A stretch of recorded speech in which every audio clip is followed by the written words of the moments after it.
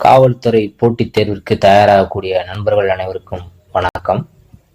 இன்று தமிழ்நாடு சீருடை பணியாளர் தேர்வு வாரியம் காவல் சார்பு ஆய்வாளர், தாலுகா மற்றும் ஆயுதப்படை, ஆண், பெண் மற்றும் திருநங்கை பதவிகளுக்கான நேரடி தேர்வுக்கான அறிவிக்கையை வெளியிட்டிருக்கிறது.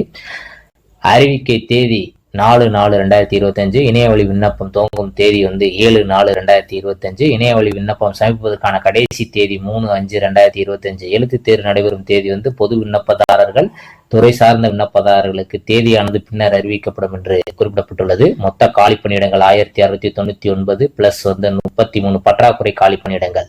இதுல பாத்தீங்கன்னா பதவியின் பெயர் காவல் சார்பு ஆய்வாளர் தாலுகா. காவல் சார்பு ஆய்வாளர் தாலுகா. அது ஆண்களுக்கான காலி பணியிடம் 654, பெண்களுக்கான காலி பணியிடம் 279, மொத்தம் 933 காலி பணியிடம்.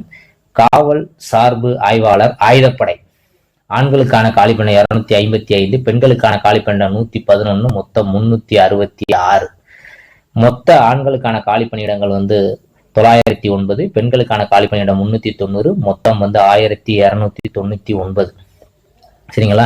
இதுல பாத்தீங்கன்னா இந்த 53 SC and ST பற்றாக்குறை காலி பணியிட விவரம் தகவல் பாத்தீங்கன்னா உங்களுக்கு இந்த நோட்டிபிகேஷன்லயே கொடுத்துருக்கோம்.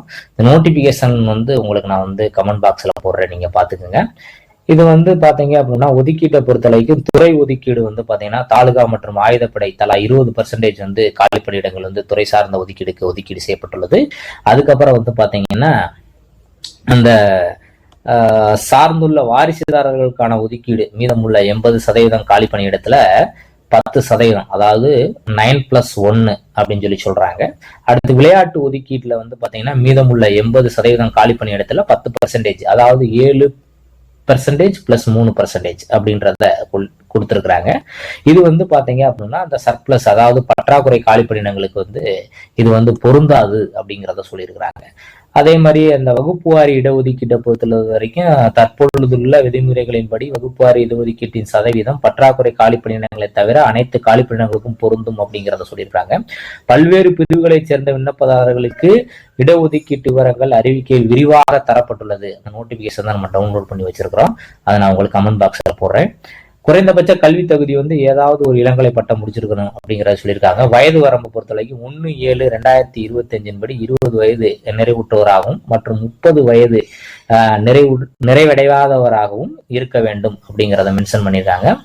விண்ணப்பதாரர்களின் வயது உச்ச வரம்பு அவங்கவுங்க பிரிவுக்கு தக்கவாறு மாறுபடும் அப்படிங்கிறதையும் சொல்லியிருக்கிறாங்க. சரிங்களா?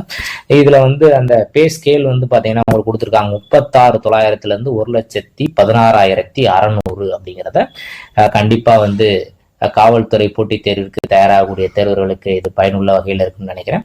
இதர போட்டித் தேர்வுகள் தொடர்பான காணொளிகள் நமது சேனல்ல தொடர்ச்சியா பதிவிட உள்ளோம். சப்போர்ட் பண்ணுங்க. நன்றி, வணக்கம்.